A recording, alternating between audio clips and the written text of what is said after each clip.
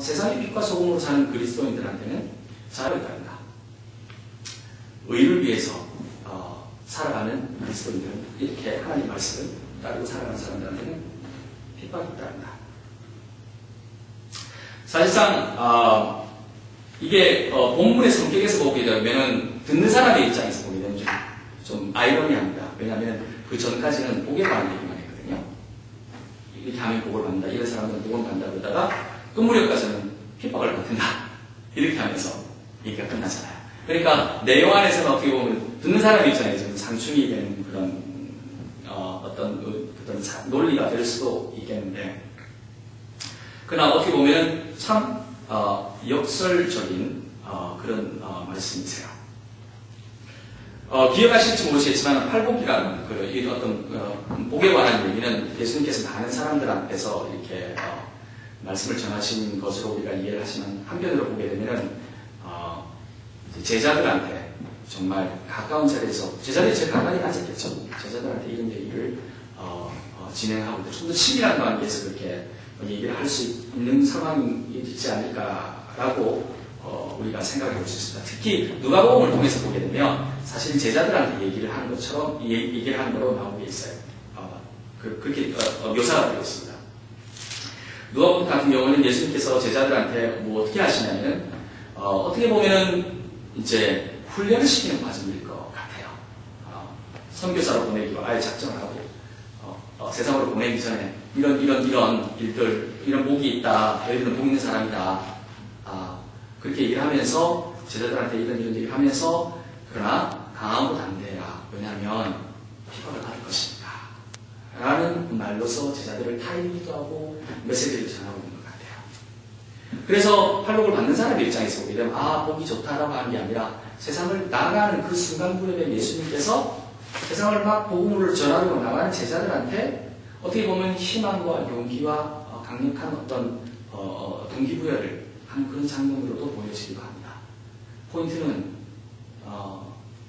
핍박을 당할 텐데 강하고 담대해라, 그것이죠. 기뻐하고 10절에 있습니다. 기뻐하고 즐거워하라.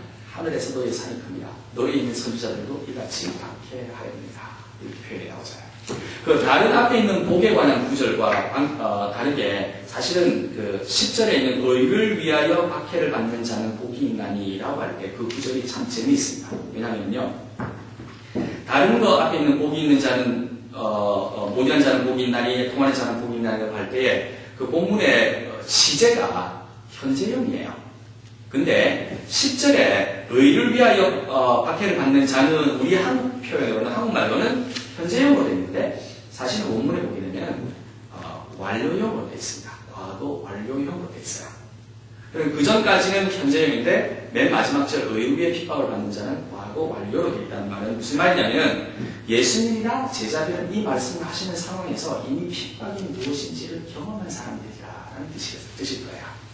그런 어떤 상황을 이미 경험하고 이 말씀이 나눠지고 있는 겁니다. 그러므로 어떻게 보면 사실상 이렇게 박해를 당한다라는 것이, 그리고 의를 위해서 박해를 당한다라는 것이 전혀 새로운 것은 아니었어요. 예수님의 그 어떤 중요한 그 어떤 적대자들, 유대인들이라든가 바리새인들과 각 지역에서 어떤 정치적인 권력을 잡은 사두개인들이라든가 이런 사람들에 대한 핍박이, 목회를 막 시작하고 복음을 전하려고 하는 예수님과 그에 따른 사람들한테 다가오기 시작한 무렵이었던 겁니다. 여기저기서 그런 어떤 박해가 있었을 거라고 추측이 가능해요. 예수님을 무슨 이상한 미친 사람 정도 취급하고, 그 다음에 자신의 어떤 정치적이나 종교적인 권력을 약화시키는 그런 어떤 역적 모의를 하는 불황인축으로 취급하는 그런 상황 안에서 이 산산수훈이 쓰여진 것입니다. 제자들과 함께, 그 사람들과 함께 어떻게 보면 제자 훈련을 하는 거예요. 그래서 그 제자들한테, 예수님에 따른 사람들한테 얘기를 합니다. 박해가 있었고 그리고 앞으로도 있을 것이다. 아마 이때 예수님께서 제자들과 따르는 사람들한테 박해에 관한 얘기를 하고 강하고 담대라는 얘기를 했을 때는 사실상 마태복음 10장 16절에 보게 되면 이런 표현이 나옵니다. 내가 너희를 보내면 양을 이리 가운데로 보낸 것 같도다. 그러므로 너희는 뱀같이 지혜롭고 비둘기같이 숨겨라. 그 앞부분에 보면 내가 너희를 보내면 양을 이리에 섬기러 보낸 것 같다. 그 심정이었을 거예요. 이제 사람들이 나가서 하나님에 관한, 그리스도에 관한, 하나님의 나라에 관한 얘기를 할 때 박해가 있었고 앞으로 박해를 받을 것 같은데 그것을 권면하는 예수님, 선지자들도 옛날에 고생했는데 너네들도 고생할 것이다 라고 말씀하시는 예수님은 마음이 어땠을까요? 아프셨겠죠. 그러므로 어떻게 보면 산상수훈은 복에 관한 얘기라기보다는 박해에 관한 얘기입니다. 박해에 관한 얘기고 그 박해를 받으면서 어떻게 살 것인가. 그리고 박해를 받는 이유는 그리스도의 의를 전하기 때문에 앞으로도 과거에도 받았고 앞으로도 받을 것이다 라는 강력한 메시지가 있는 것 같아요.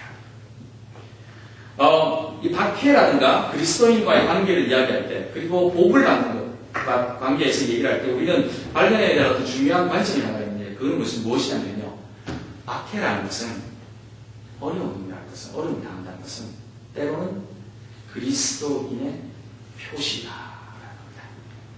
그리스도인이 갖고 가야 할 표시와 같은 거예요. 사실 오늘 우리 그리스도인들이 옛날처럼 어떤 육체적인 핍박이나 사자굴 앞에 서서 이렇게 서서 사자를 마주대하는 그런 거라든가 다니엘처럼 불구덩이로 들어간다든가 예수님이 받았던 박해처럼 그런 정신의 모략을 갖는다든가 그러진 않습니다. 적어도 미국 땅에서는 예수 믿는 것 때문에 그런 어떤 죽을 위협에 서는 것도 아닙니다. 그래서 어떻게 보면 우리들 눈앞에는 우리들 주변의 환경 속에서는 예수 믿고 사는 것과 또 예수 믿고 사는 것이 평화스럽게 느껴지고 있는 것 같습니다. 또 많은 어떤 지도자들은 기독교를 지지하거나 기독교를 등에 업지 않고는 대통령도 될 수 없는 상황이라는 인식이 있어요. 그만큼 기독교의 위치라는 것은 이미 잡혀진 큰 거대한 구조이며 파워입니다. 그러므로 기독교가 사실은 평화를 유지하는 주축적인 역할을 하고 있다라고 생각할 수도 있을 것 같아요. 그러므로 예수를 믿는다. 그리고 예수를 믿는다는 것은 훌륭한 정치적, 사회적 지도자로 되는 것, 예수를 믿으면서 또 성공한 기업가로 정치적 지도자로 사는 것이 정상적으로 보이는 세상처럼 보이는 것 같습니다. 지금 현재 우리의 삶은. 그러나 세상과 예수님과 그리고 평화의 관계 안에서 우리가 놓치지 말아야 할 것이 하나가 있는데 그건 뭐냐면요, 예수님과 세상과는 결코 같은 본질을 가지고 있지 않다는 겁니다. 우리 잊어버리면 안 되잖아요. 예수님하고 세상과는 같은 본질을 쉐어하는 것은 아니에요. 근데 예수님을 등에 업고 예수님과 기독교인이 된다는 것과 그리고 세상과 평화를 공존하면서 이뤄나간다는 것이 아이러니하게도 활짝 펼쳐보고 그것이 이상적이라고 보여지는 상황이 오늘날입니다. 만약에 예수님이 세상을 구원하러 오신 분이고 우리가 이 세상을 구원하신 예수를 믿는다고 한다면 세상은 구원의 대상입니다. 동반자가 아니라. 만약에 세상과 예수님의 관계가 그리고 평화의 관계가 유지된다면 둘 중에 하나예요. 세상이 예수님의 이름으로 구원을 얻어 새롭게 되든가 아니면 예수님의 이름이 변질되어 세상화되든가 그래서 평화가 오는 둘 중에 하나일 겁니다. 타협이라는 뜻이다. 이렇게밖에 얘기할 수 없는 것은 예수님의 복음은 항상 세상을 귀찮게 했기 때문에 그렇습니다. 예수님의 복음은 항상 세상을 지적했기 때문에 그렇습니다. 세상은 항상 예수님의 복음을 거절하고 받아들여야 하지 않았던 역사가 있기 때문에 그렇습니다.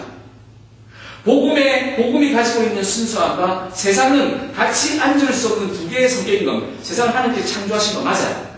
하나님께서 창조하신 세상입니다. 그러나 세상은 예수님과 본질적으로 다릅니다. 그 안에 무엇이 있었을까요? 타락이라는 게 있었습니다. 예수님께서 이렇게 말씀하십니다. 우리가 한 3주 전쯤에 이 본문을 나눴죠. 내가 세상에 평화를 주러 온 줄 아느냐? 아니다. 검을 주러 왔다. 그때 우리 이런 표현을 했습니다. 자르는 표현을 했습니다. 검을 주러 왔다. 검을 줬을 때 이 관계 안에서 핍박은 박해는 필연적입니다. 이런 말을 하는 사람들, 이런 말을 하는 사람들, 예수 믿는 사람들을 바깥 사람들이 가만두겠어요? 쉽게 풀어서 얘기합니다. 우리가 그리스도인으로 세상에서 인정을 받는다면, 세상과 평화를 유지한다면 몇 가지의 가능성이 있습니다. 예수 믿는 사람으로서 정말 존경받으면서 사회적으로, 경제적으로 그와 동시에 예수님처럼 헌신의 삶을 삶으로써 할 수가 있습니다. 저 사람 정말 예수 믿는 사람이야 라는 말을 들음으로써 참 드문 케이스죠. 정말 드문 케이스입니다. 대부분 예수 믿는 사람으로서 살아나갈 때 평화를 유지하는 방법은 뭐냐면 예수님에 관한 얘기를 하지 않음으로써 평화를 유지합니다. 세상과 평화를 유지하기 위해서 인정받으면서 살 수 있도록 하기 위해서 가능하면 예수님 얘기를 줄입니다. 세상을 향해서 예수 얘기를 하면 교회가 사라고 얘기하거든요. 복음을 안 들으려고 하거든요. 기본적으로. 듣는 척해도 마음속은 닫아버리거든요. 만약 우리가 조금 더 세게 얘기할 거면 그만 치우라고 얘기합니다. 더 예수 믿는 티를 얘기하면 티를 내게 되면 저기 가서 따로 놀으라고 얘기합니다. 그래서 우리는 얘기한다고 해서 세상과 평화를 유지를 하려고 할 때에 복음에 관한 평화를 유지하고 복음을 전하고서 세상과 평화를 유지하고 할 때 하는 주된 방법은 복음을 살짝 바꾸거나 약화시키거나 얘기를 안 하는 겁니다. 우리 양심이 그렇게 증명합니다. 세상의 교회에서 완벽한 세상으로서 세상인으로서 교회에서는 완벽한 그리스도인으로서 살아야만 되는 딜레마에 우리가 빠지게 됩니다. 그래서 우리는 어떻게 보면 굉장히 완벽한 이중생활을 하는 사람일 수도 있습니다. 근데 이게 참 어려운 도전이에요.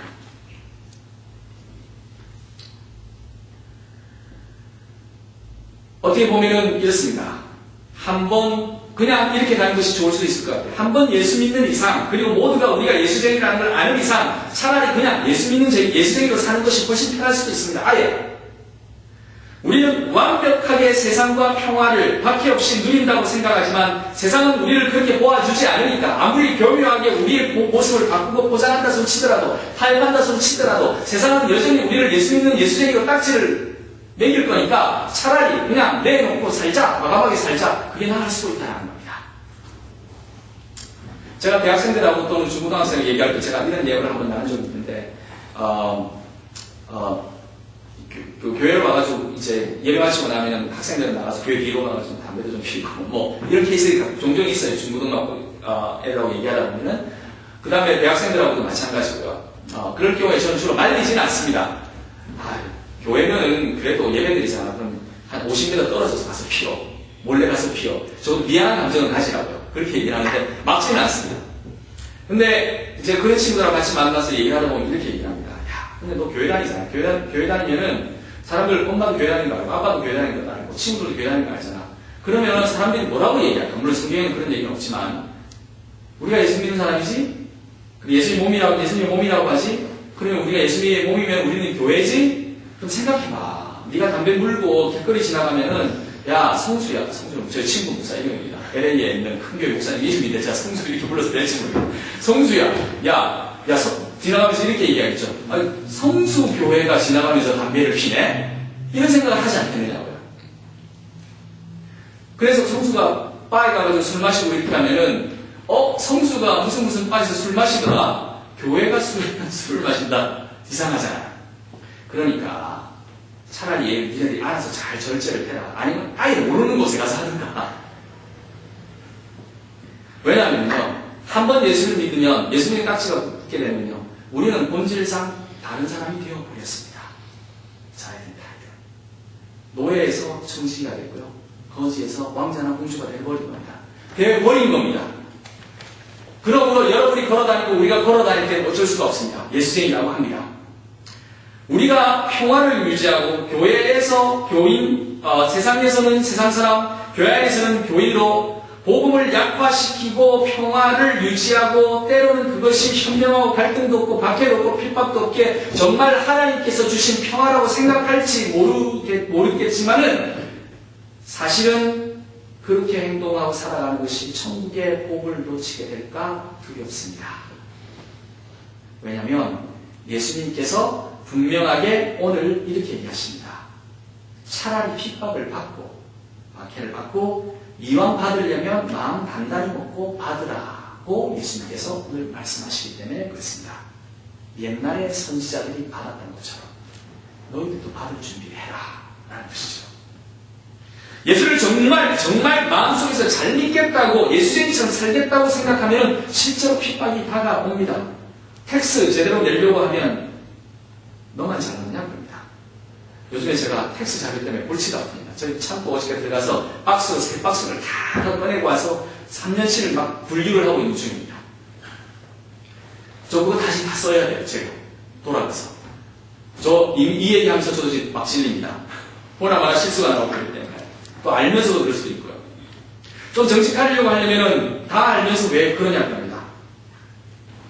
뭐 100불 정도 해가지고 저때 그런 얘기 나눈 적이 있지만 100불 정도 내가지고 누구한테 좀 도와주겠다 그러면은 그거 가지고 우리 애를 불고기 먹으면 좋을 텐데 그렇게 얘기합니다. 우리가 정말 예수님의 삶처럼 자신을 십자가에 달린 삶을 산다고 한다면 세상은 존경하기에 앞서 밖에부터 생각합니다. 조롱부터 생각합니다. 선교사로 보내겠다라고 하면 교인들도 식구들도 교회 식구들도 기도해보자 또는 기도해줄게 라는 말보다 보따리 싸들고 말릴 가능성이 많습니다. 부자의 인연을 끊자라고 하는 사람도 제가 봤습니다. 우리는 세상의 힘에 예수를 거역하는 힘에 너무나 큰 영향을 무의식적으로 또는 의식적으로 받고 살아갑니다.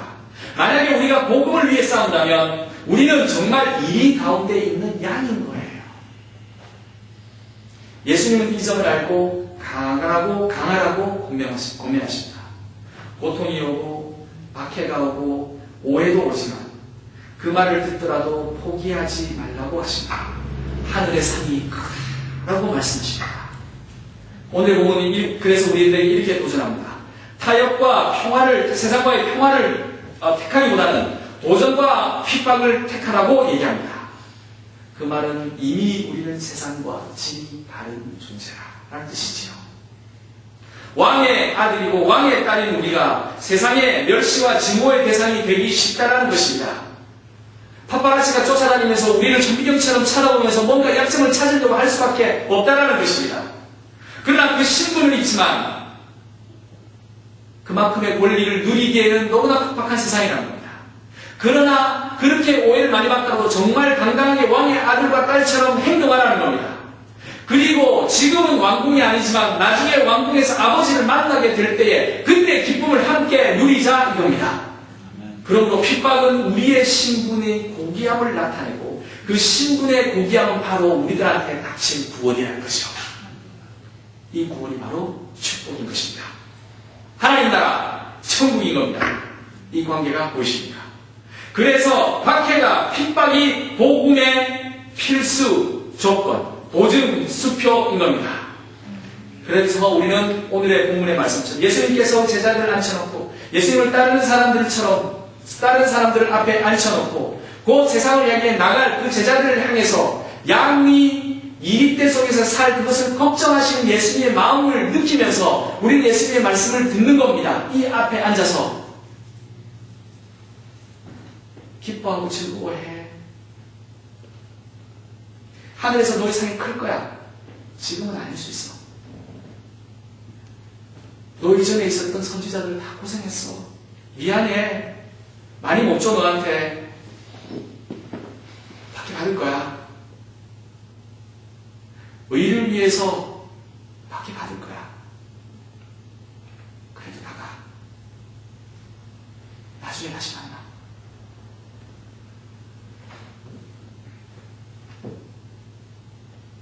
우리는 그래서 제자들입니다. 이 말씀을 받은 제자가 되는 거예요. 세상에서 일터에서 그리스도의 희생과 사랑의 정신을 나타내는 제자. 제대로 한번 해야 할 것 같습니다. 제자 되면 누가 상 줄 것 같으십니까? 상 없습니다. 오해와 핍박이 먼저 올 것 같습니다. 그러나 놓칠 수 없는 축복입니다. 그 축복을 위해 핍박중은 이겨나가야 할 것 같습니다. 의를 위해 박해중은 이겨나가야 할 것 같습니다. 이미 주시겠다고 약속하신 천국이에요. 이왕 받을 거 확실하게 해서 의를 위해 살아감으로 그 천국의 축복을 받는 생명나무교회 식구들이 되기를 주님의 이름으로 축원합니다.